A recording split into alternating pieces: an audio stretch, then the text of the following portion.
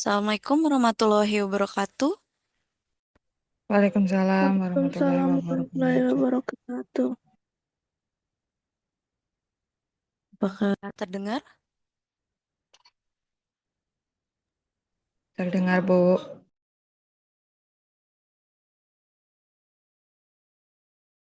Oke, baik, terima kasih.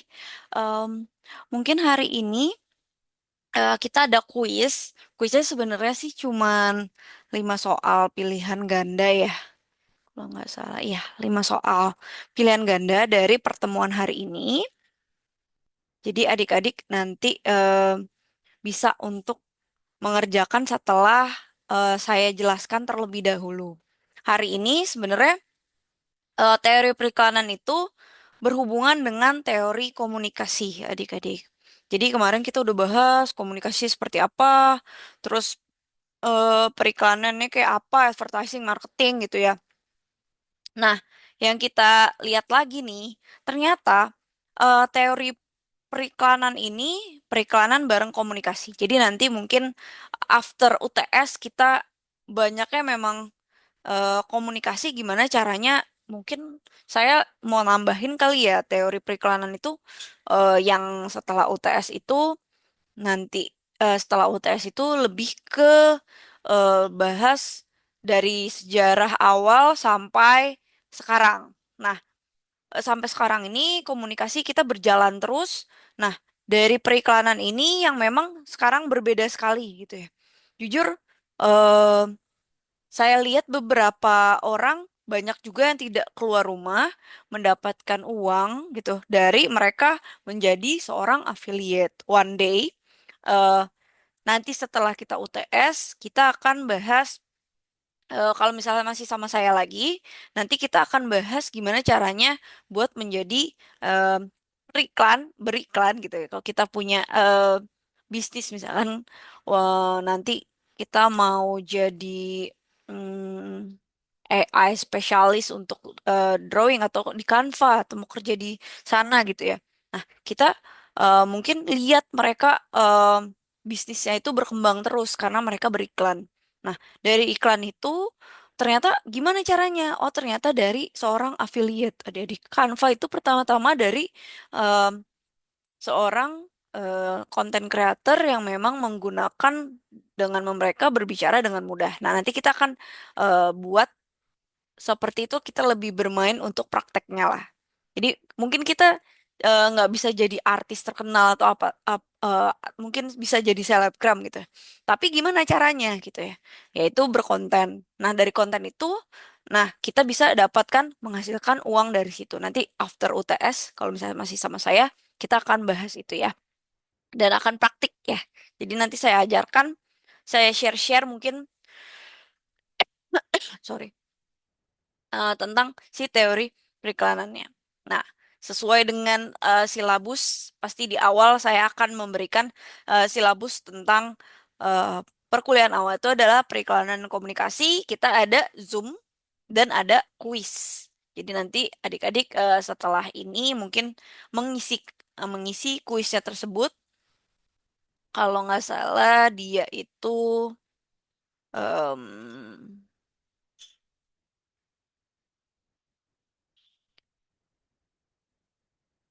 dia itu 5 soal.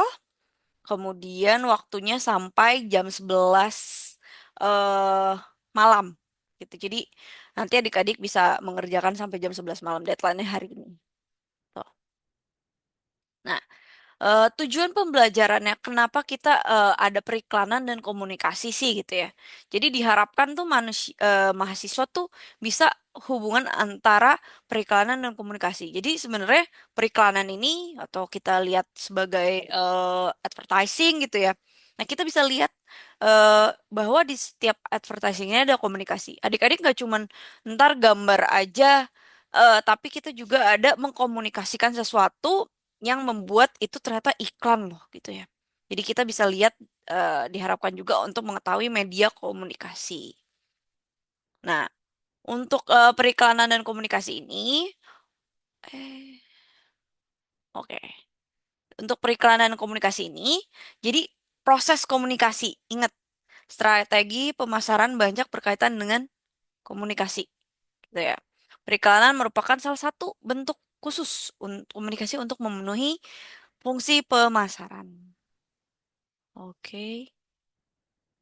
Nah, eh, kegiatan tentu saja nih bukan sekedar informasi. Jadi kita lihat strategi pemasarannya. Jadi kalau adik-adik tahu bedanya sales sama marketing nggak? Ada yang tahu nggak? Tidak, Ibu. Oke. Sales sama marketing itu ketika di suatu perusahaan itu berbeda. Marketing itu adalah strateginya adik-adik. Jadi mereka planning, kemudian mereka punya manajemen tersendiri gimana caranya untuk menghasilkan suatu em, apa ya kalau kita dinama di sosial media gitu ya, sesuatu source yang banyak mereka lihat gitu. Jadi kalau sales itu adalah intinya penjualan gitu. Penjualannya itu dari gimana caranya kita bisa jual barang ini. Nah, sales ini biasanya banyaknya memang seperti SPG, SPB gitu ya, yang di lapangan. Kalau marketing itu mereka tuh yang di office-nya atau di kantornya yang membuat strategi-strategi khusus untuk mencetak penjualan. Jadi nanti bagian sales ngasih tahu nih ke bagian marketing ngasih tahu ke bagian sales untuk nih strategi kita kayak gini, kalian kerjain ya. Jadi si sales itu di lapangan, si marketing itu biasanya di eh, kantor. Tuh. Jadi mereka membuat strategi. Etak. Jadi mereka yang kira-kira komunikasinya kayak gimana ya? Nah, kira-kira biasanya untuk DKV ini kalau yang memang nanti masuk ya ke ranah, waktu itu saya di kantor saya ada anak DKV memang ditaruh di bagian marketing untuk eh, website design, kemudian eh, pamflet gitu. Jadi mereka sosial media biasanya mereka ditaruhnya di bidang untuk handle sosmednya kantor gitu ya. Untuk upload-upload. Nah, di situ ada strategi-strategi khusus dari si marketingnya, strateginya ke dalam memang ada orang yang khusus untuk editing pamflet tersebut gitu atau update websitenya untuk UI UX gitu. Jadi di sini kita ternyata desain komunikasi visual itu nggak cuman kerja gambar gitu. Kita nggak cuman kerja misalkan di kreatif gitu ya. Tapi kita juga ternyata banyak loh mereka masuk ke periklanan. Jadi one day adik-adik nanti mungkin bisa misalkan aku mau kerja nih gitu. Kerjanya di mana? Atau nanti adik-adik ini baru semester 3 ya. Nanti mungkin semester 5 ada PKL atau semester 7. Saya nggak tahu di sana semester 6 apa biasa semester 5 6 7 ada PKL gitu ya. Nah, itu kita bisa lihat tuh gimana caranya adik-adik misalkan di perusahaan yang menjual produk gitu ya. Pasti adik-adik diarahkan untuk tolong dong buatin untuk kebutuhan customer tuh. Jadi adik-adik bisa lihat em, kira-kira custom analisis dulu gitu ya. Di teori pelikanan ini kenapa dikasih di dalam R- RPS gitu ya di kampus? Karena ketika adik-adik menggambar sesuatu gitu ya. Misalkan adik-adik ingin ada goalsnya gitu, ada tujuannya. Nah, itu eh menimbang gitu. Ini kira-kira customer lebih cocok yang mana ya strateginya itu dari si bidang marketing ini. Jadi nyambung sebenarnya. Kalaupun misalkan kita nggak masuk di ranah yang marketing, maksudnya di ranah divisi em, komunikasi markom tuh ya marketing dan komunikasi biasanya gitu. Jadi mereka bersamaan sama si eh, misalkan UI UX design gitu ya. Nah, itu mereka kamu gini ya gitu. Ya udah mereka kerjain. Biasanya kita cuman dari initiate si marketing ini eh, ngasih tahu ke bagian desain untuk tolong buat buat seperti ini, buat seperti ini, ininya ranah kayak gini, saya mau kayak gini. Nah, kita buatin misalkan ada three choice gitu, ada tiga pilihan buat mereka pilih kira-kira mana atau harus revisi lagi.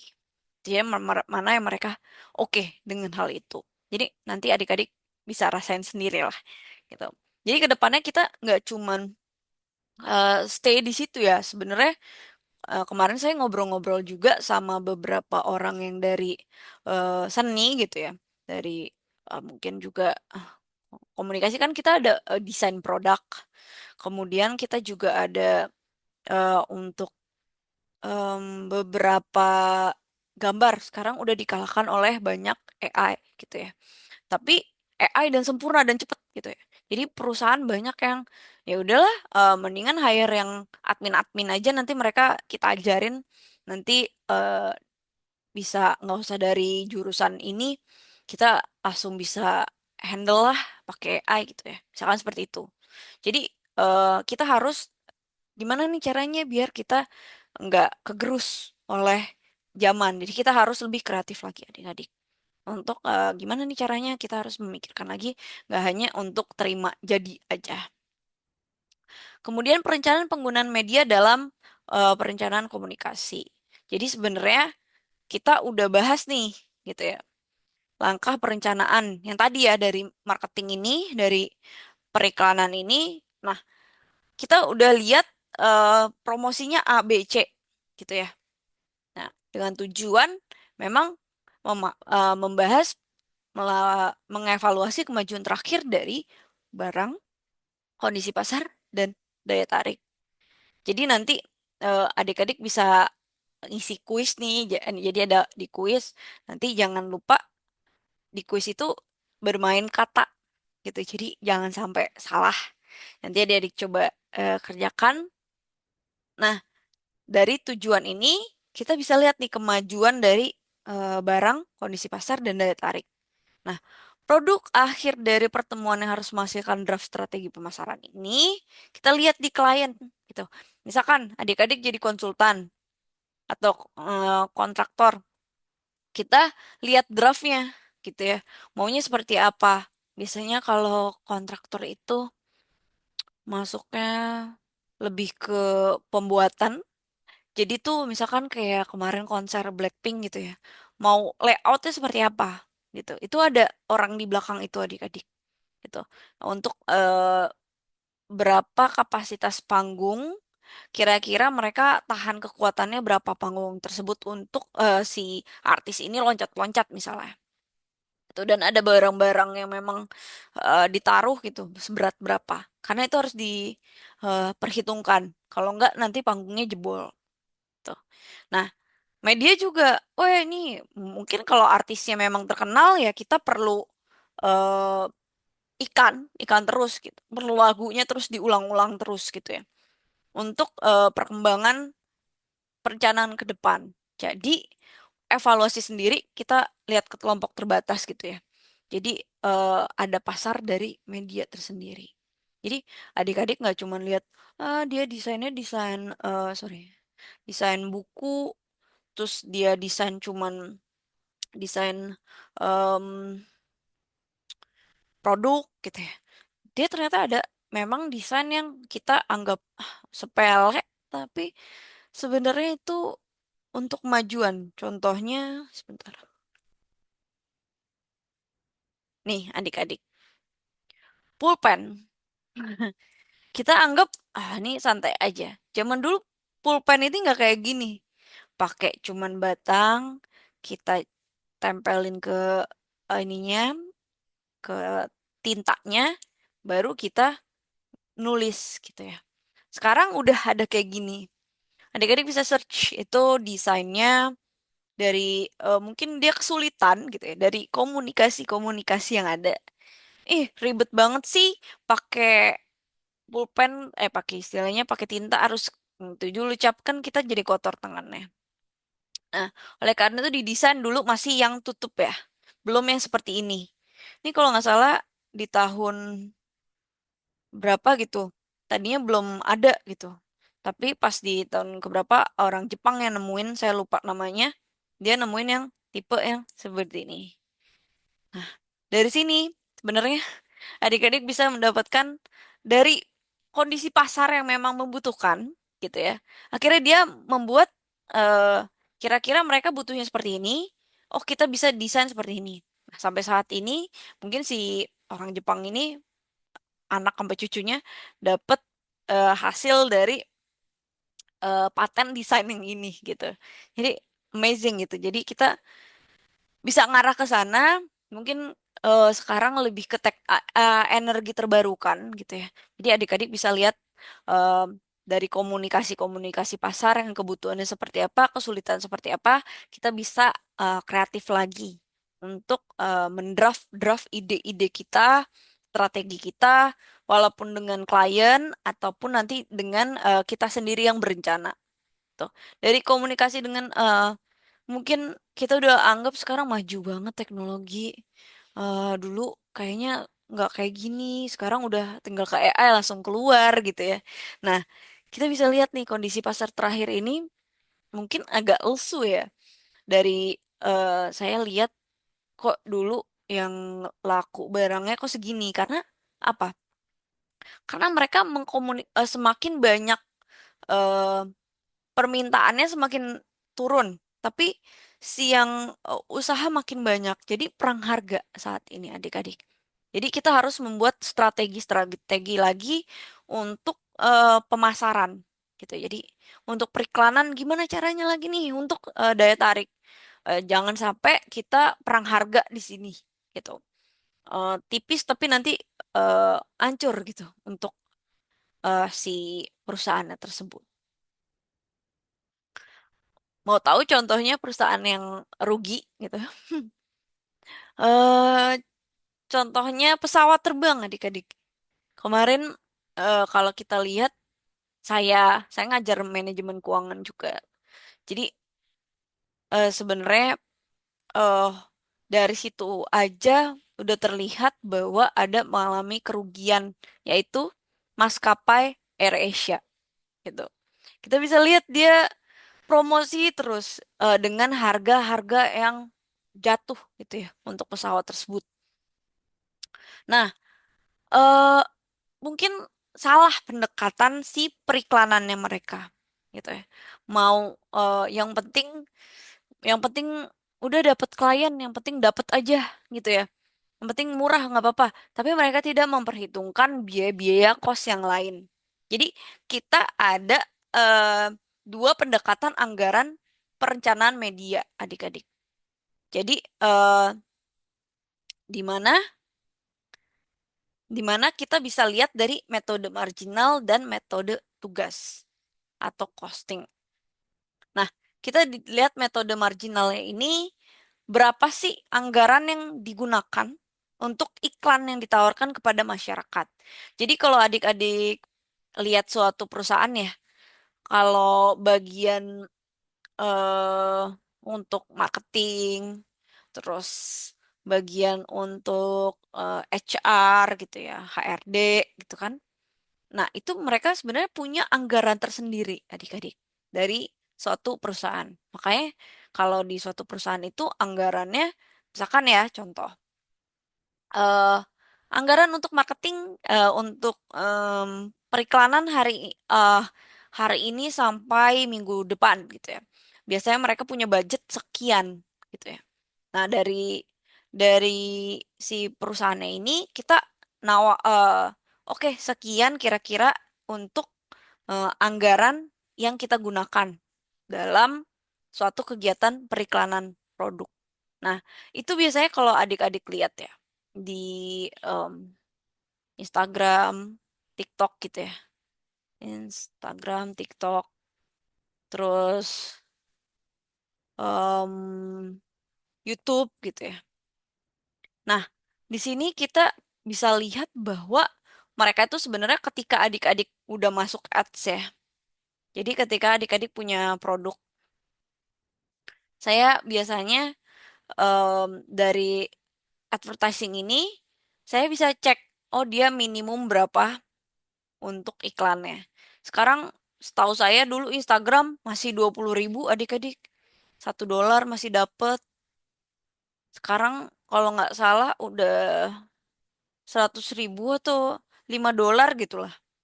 Jadi 80 ribuan. Jadi menurut saya mahal lah untuk cuman iklan kecil aja. Jadi mendingan kita cara iklan produknya itu kita buat konten yang paling murah.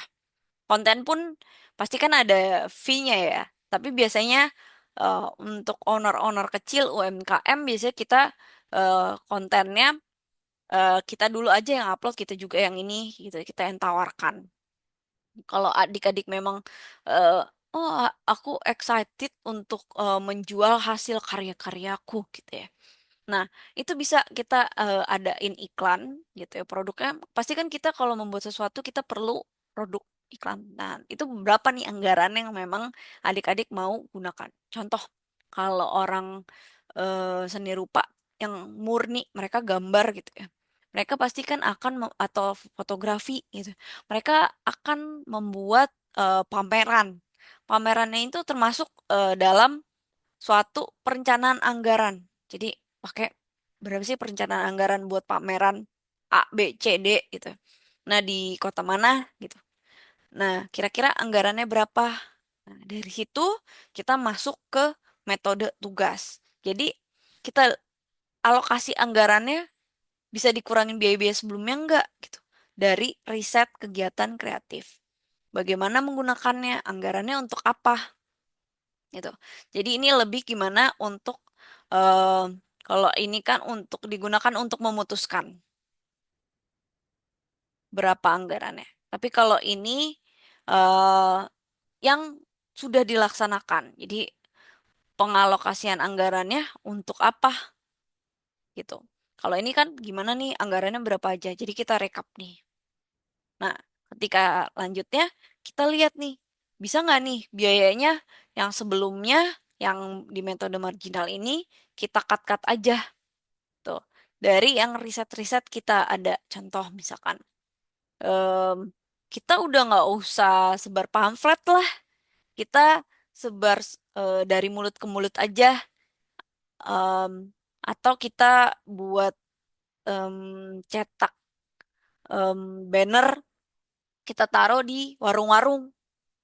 Nah, itu ide-ide kreatif yang anggaran dari periklanan ini mungkin tadi kita pakai artis Korea yang oke nih kayaknya bisa artis Korea si ini kita bisa gunakan gitu ya seperti itu.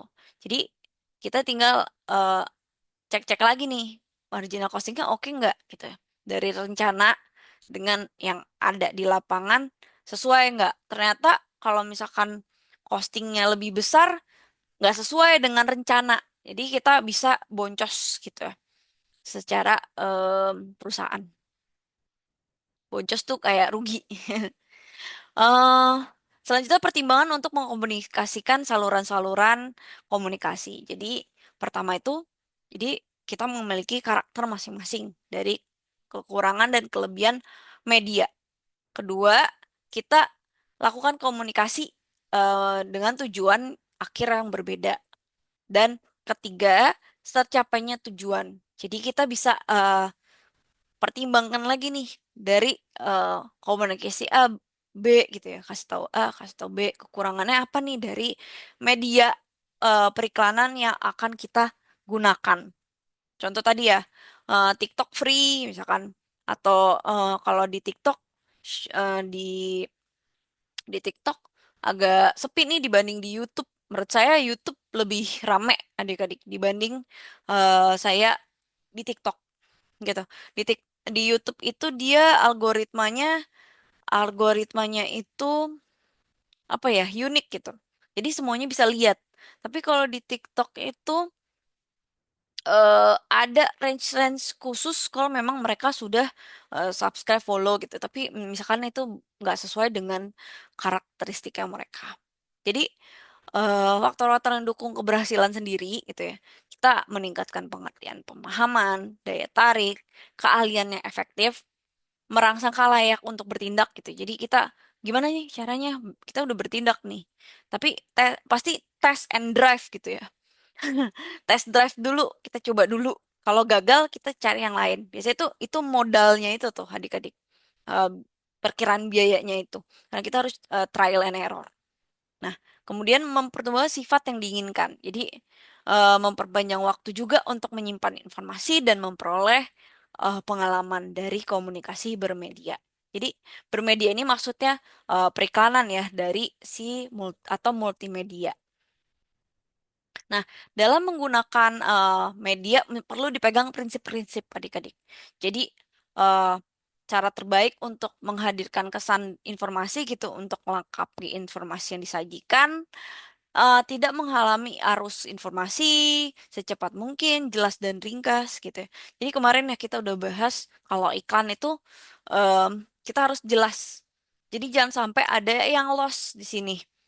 Dan kita perlu ada alat bantu untuk hal ini gitu. Jadi di multimedia sendiri kita bisa lihat nih eh, perhatiannya ada yang hilang atau enggak dari si customer tersebut atau mereka langsung misalkan ya eh, swipe swipe swipe gitu ya. Misalkan kita agak membosankan dengan nonton lama gitu ya. Dia langsung ke atas aja, belum ketawa, belum sampai ke produknya. Kita kita udah oh nih nggak jelas nih mau produk apa ya, sampai akhir baru kelihatan produknya itu eh, mungkin akan buang-buang uang saja. Biasanya ada di depan sama di belakang gitu untuk memperhatikan oh ini produk ini lagi promo nih gitu. Nah, ada contoh media inovatif dari kegiatan komunikasi yang terbatas. Jadi, kalau kita tadi ya YouTube, terus Instagram, ya website dan lain-lain itu komunikasi tidak terbatas adik-adik. Tapi kalau komunikasi terbatas, ya contohnya seperti dulu masih ada proyeksi ya, sekarang pakai proyektor untuk kita share. Seperti sekarang ini saya share ke adik-adik. Ini kan komunikasi saya terbatas untuk adik-adik saat ini, gitu ya. Kita benar-benar online tapi yang memang ada sayanya langsung. Nah, tapi ketika saya share di YouTube itu jadi komunikasi tidak terbatas. Nah, kemudian slide proyektor gitu ya atau slide PPT ini gitu ya. Rekaman video gitu ya, piringan itu komunikasi terbatas adik-adik. Jadi kita nggak bisa denger lagu kalau cuma hanya di piringan atau di kaset. Tapi sekarang udah ada Spotify, itu tak terbatas orang mau download ya udah bisa pakai gitu. Nah, teleprompter, video grafik, video wall gitu ya. Dulu zaman dulu masih ada. Jadi ini komunikasi yang terbatas. Kita gambar-gambar kayak gini, bikin pamflet, komunikasi terbatas. Tapi udah masuk internet, tidak terbatas. Nah, ini ada jenis-jenis video marketing yang biasa digunakan gitu. Jadi nanti one day ketika adik-adik mau em, lihat ya, mau terjun ke dunia untuk pembuatan video, pembuatan konten gitu ya. Kita ada jenis-jenis gimana caranya dalam periklanan. Nah, ini ada video profile. Nah, biasanya video profile ini tentang company adik-adik. Sebentar nih, saya share.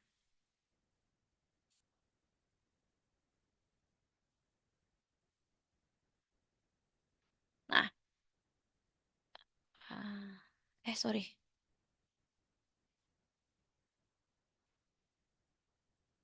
Nah, terlihat? Enggak ya? Nah, terlihat ini? Ini ada hasil dari company profile. Nah, jadi di sini kita bisa lihat ya. Ini salah satu contohnya. Ya.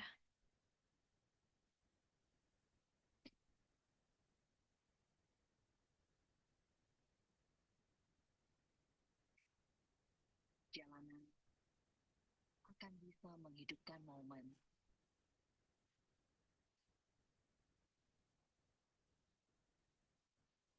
Tiap momen membawa sendiri. Perjalanan bukan hanya sampai tujuan,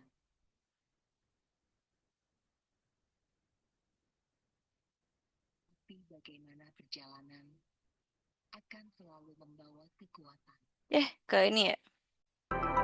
Nih adik-adik. Jadi, Perjalanan akan selalu mengantarkan kebaikan untuk lainnya seiring dengan kehidupan yang terus berdenyut. Dan untuk setiap perubahan-perubahan yang terus bergerak cepat melampaui waktu. nah, ini iklan dari KAI untuk company profile sebenarnya tentang apa aja sih gitu. Jadi kita bisa lihat di sini ada namanya video profile. Nanti mungkin setelah em, UTS kita akan coba membuat satu video tersebut dengan kelompok yang adik-adik sudah ada, gitu ya. Nah, mungkin nih waktunya sudah mau habis. Nanti adik-adik join lagi ya. Jadi video profile ini kita ada banyak video nih. Jadi ketika kita membuat, nanti ada company minta tolong saya ada kenal bapak yang memang ahli di bidang drone gitu ya. Contohnya dia memang ahli di bidang fotografi gitu ya.